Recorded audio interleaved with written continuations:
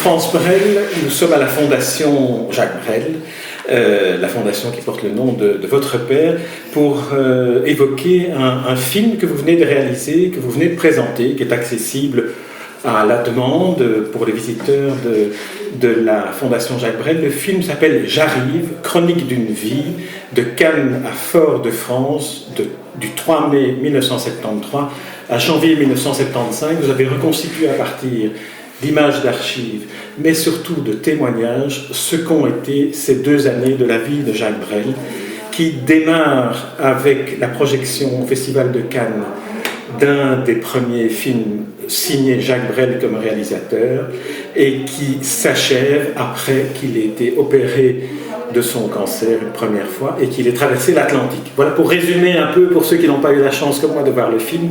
Alors France Brel, ma première question, qu'est-ce que ce film vous a appris non seulement sur votre père mais aussi sur vous? Qu'est-ce que le film m'a appris sur moi?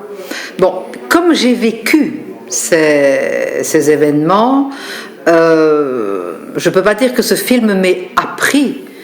Ce film a donné la possibilité de pouvoir regrouper dans une forme de cohérence différents témoignages qui vont, disons, dans le même sens et qui mettent en évidence le caractère un peu dépressif de Jacques. Et donc, mais sur moi, je ne peux pas dire, parce que peut-être l'avez-vous remarqué dans le film, je pratique quand même régulièrement l'introspection. Et quand je vis quelque chose, très rapidement après, ben voilà, je me pose des questions, je me demande où ça se passe, mais le film ne m'a pas appris. Le film, c'est transmettre ce que j'ai vécu. Je voulais dire aussi toute cette démarche aujourd'hui, nous sommes presque 40 ans après cette fameuse traversée, par exemple la traversée de l'Atlantique, où vous êtes là, petite jeune fille d'une vingtaine d'années, accompagnant votre père et accompagnant Madly, qui était de ce voyage-là. Ma question était plus aujourd'hui en tant que réalisatrice de ce film, mais en même temps en tant que protagoniste. Est-ce que ce film vous apporte quelque chose de plus que simplement d'avoir cette faculté et ce besoin de témoigner? Oui, ce film m'apporte une paix. Parce que maintenant, avec ce film, les gens peuvent voir le film au lieu de m'écouter.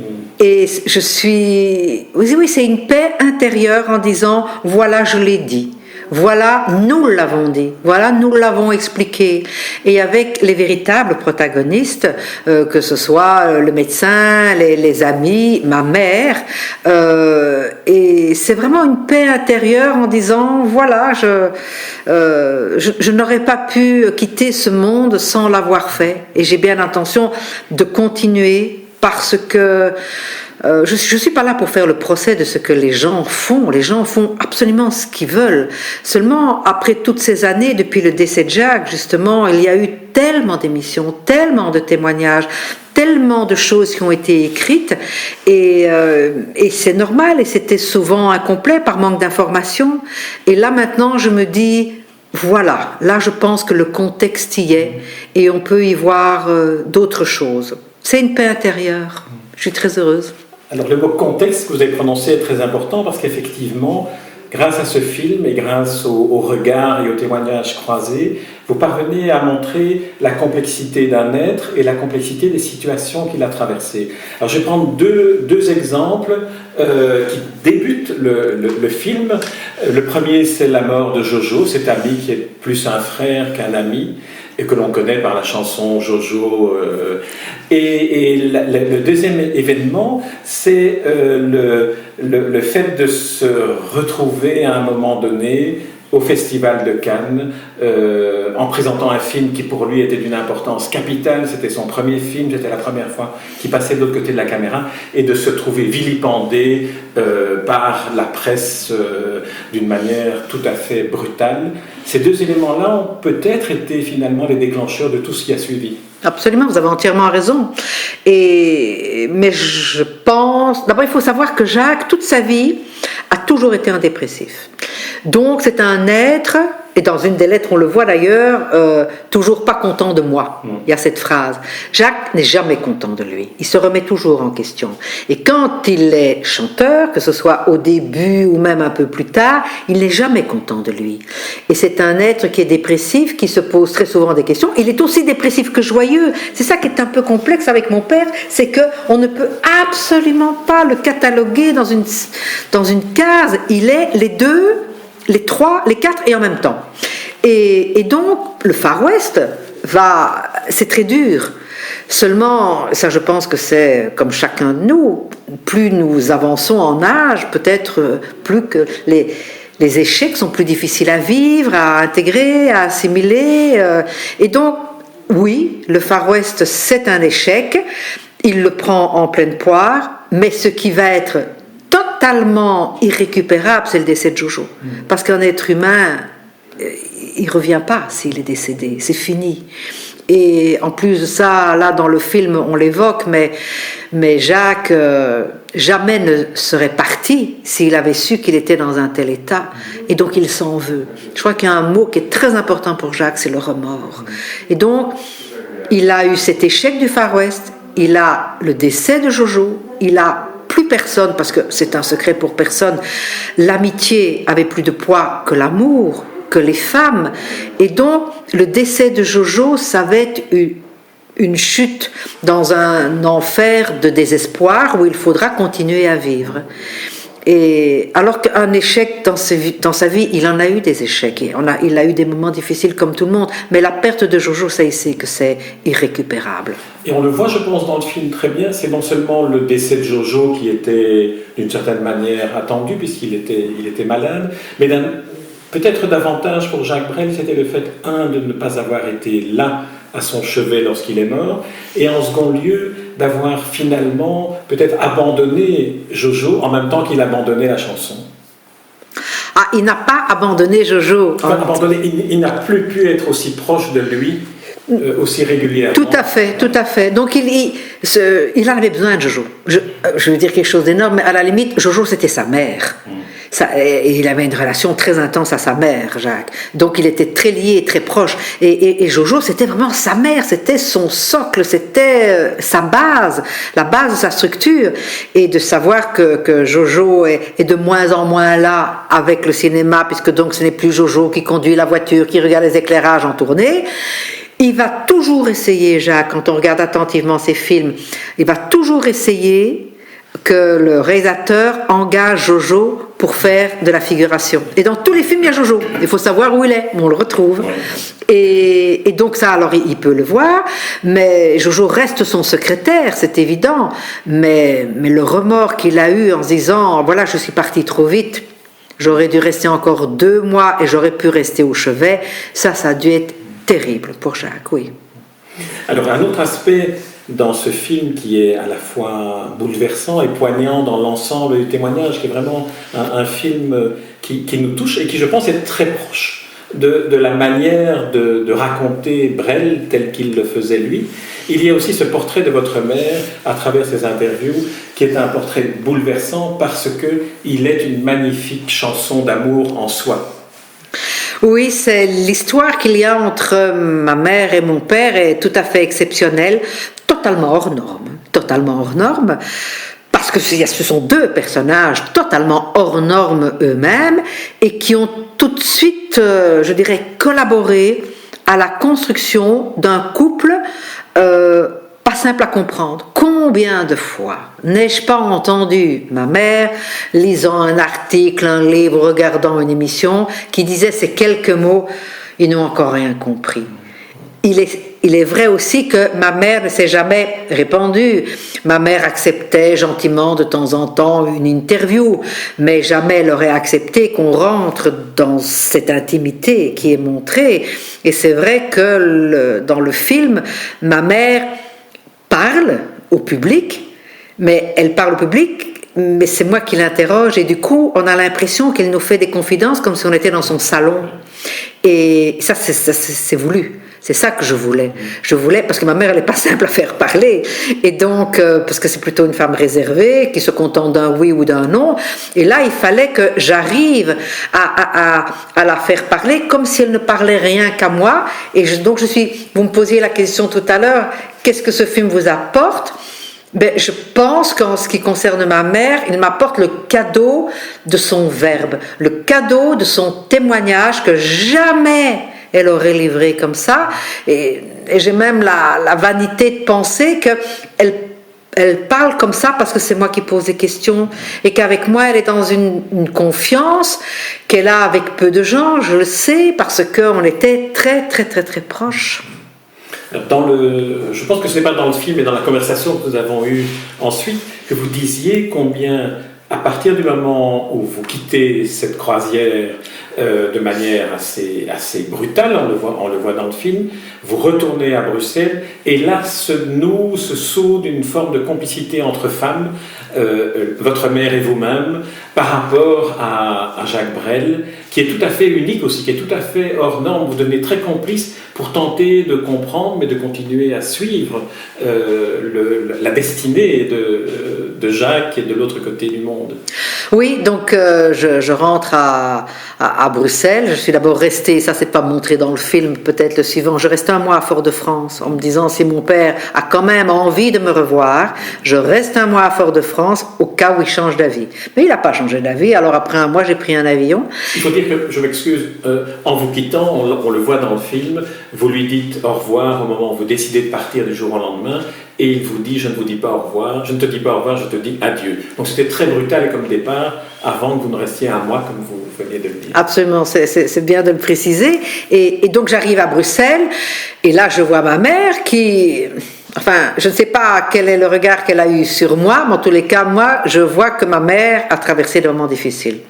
Et à partir de ce moment-là, il va y avoir une complicité entre nous qui est une complicité d'abord de silence, parce que à qui dire ça ? Comment faire comprendre ça aux gens ? Et puis, c'est pas notre intention. Voilà, on se retrouve. Et alors, on va vraiment être comme deux sœurs. D'ailleurs, ma mère le disait, on est comme deux sœurs. C'était pas une relation mère-fille avec ma mère. On était vraiment comme deux sœurs, comme deux amies. Et chaque fois que il y aura des événements ou des choses, tout de suite, ma mère m'appelle, on se voit, on en parle. Et comme j'ai un petit peu hérité de ma mère, chaque fois, elle me dira, bah alors France, qu'est-ce que tu en penses ? Et ma réponse en général, c'était on se tait. Parce qu'après, il va se passer plein de choses encore, du vivant de Jacques, mais aussi après. Et donc, comment réagir avec tout ce qui va se dire après et qui n'était pas la vérité ? Et donc là, on va assister à des propos et à des actes qui vont être un peu bizarres.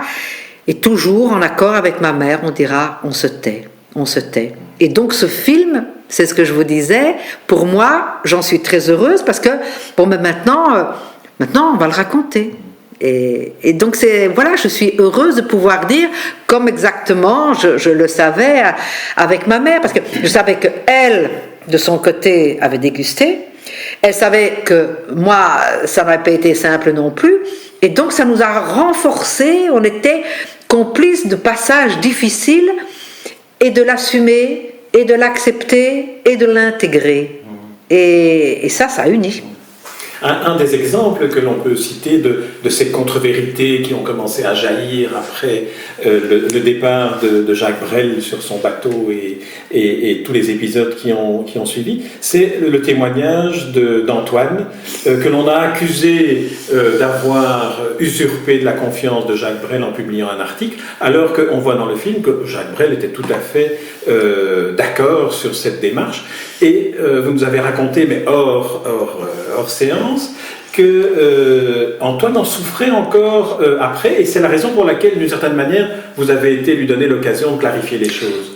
Oui, donc moi je vis ce Noël à Porto Rico, aux Canaries, avant de traverser l'Atlantique, donc je suis témoin direct de ce qui s'est passé, une journée merveilleuse, tout le monde s'amuse, tout le monde rigole, on mange ensemble, enfin c'est la fête. Excusez-moi encore, ce Noël c'est un réveillon auquel Jacques, sur le bateau, a invité Antoine qu'il vient de croiser. Donc Antoine effectivement est dans le même port, Antoine est tout seul pour Noël et Jacques, mais c'est son tempérament, vient passer Noël avec nous et on mange quelque chose pour Noël et puis voilà. Bon. Et donc moi je reviens ici en Belgique et puis j'apprends que ça fait un esclandre parce qu'on accuse Antoine de tous les vices parce qu'il a rencontré Brel mais il a fait des articles alors qu'il ne pouvait pas, que Jacques était contre, qu'on allait lui faire un procès.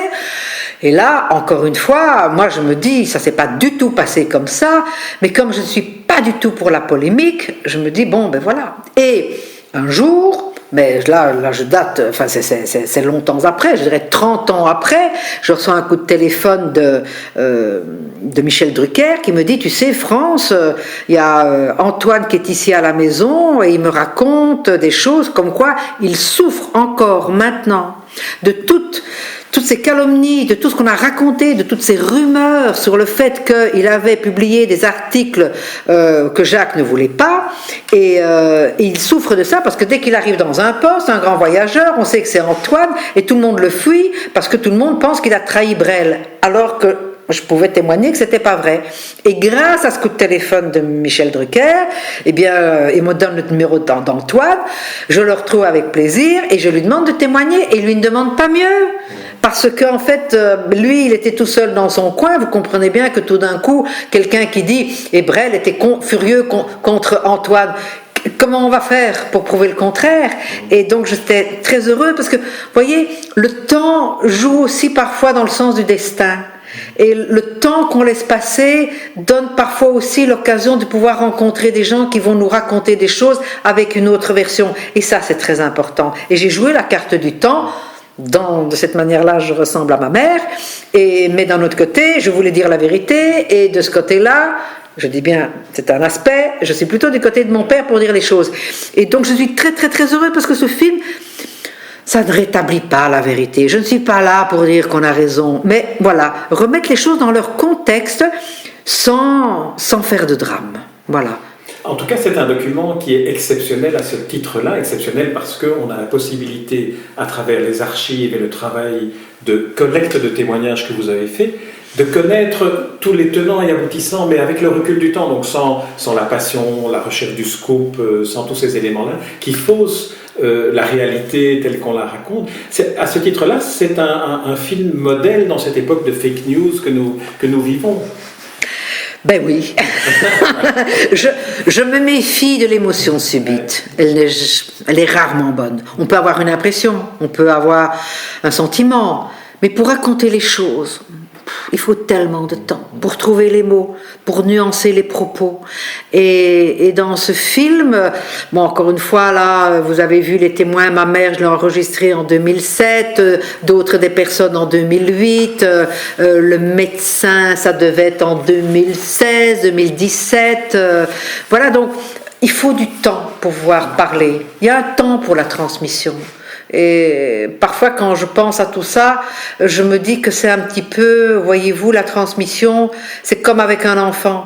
À un enfant de 3 ans on dit des choses, mais à un enfant de 12 ans on en dit d'autres, et à un homme de 25 ans on en dit d'autres. Et ce film, c'est pour parler à des adultes.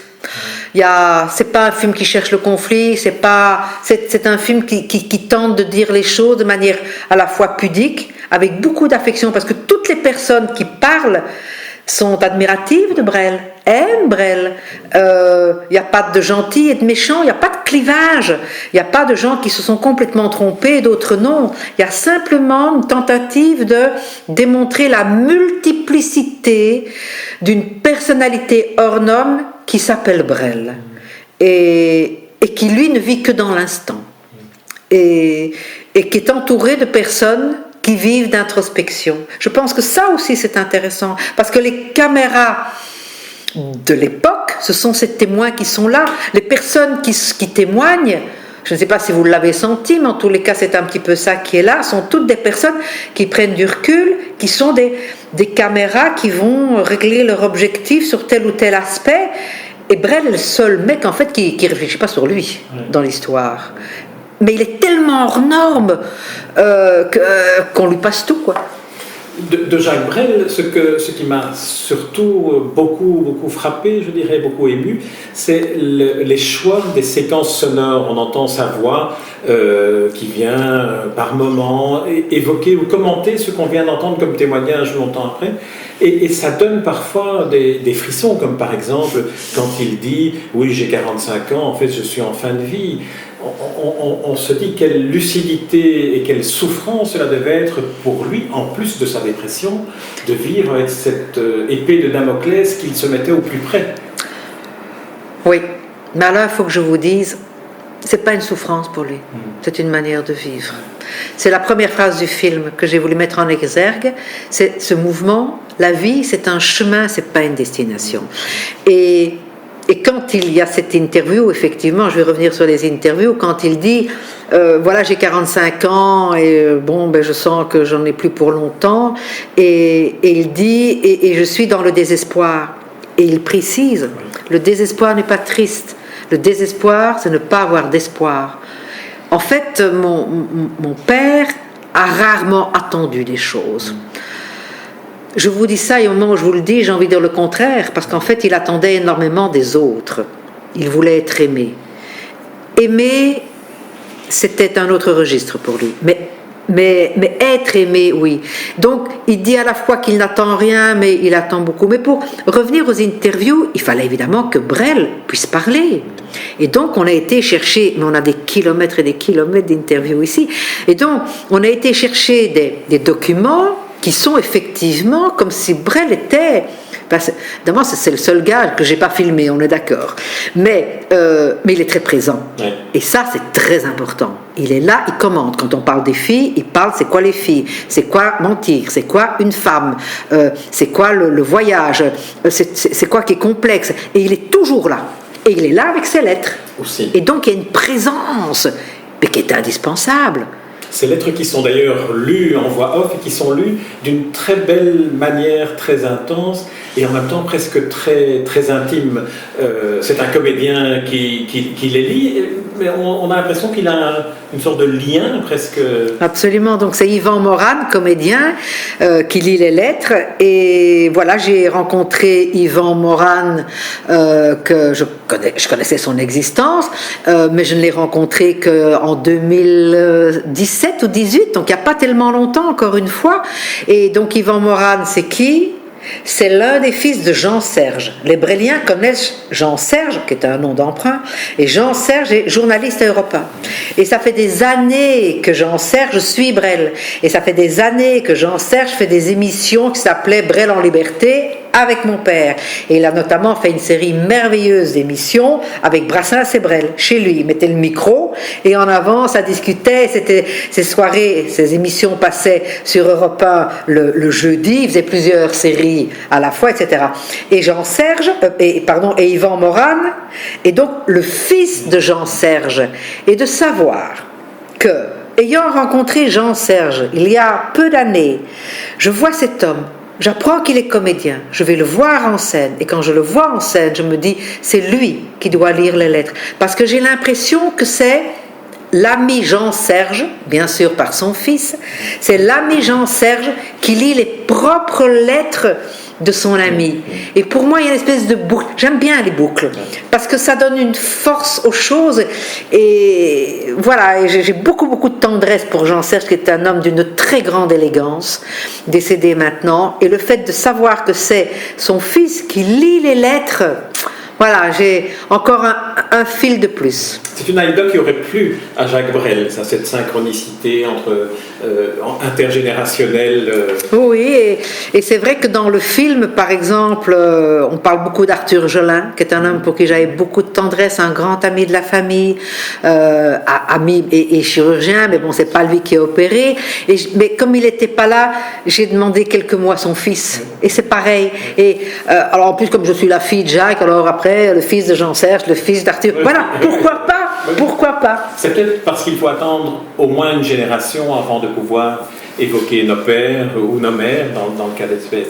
Alors, il y a encore une petite question que j'aimerais vous poser en revenant sur Jean-Serge et en revenant sur le fait que la présence de Jacques Brel soit fatalement sous forme sonore plus que sous forme visuelle.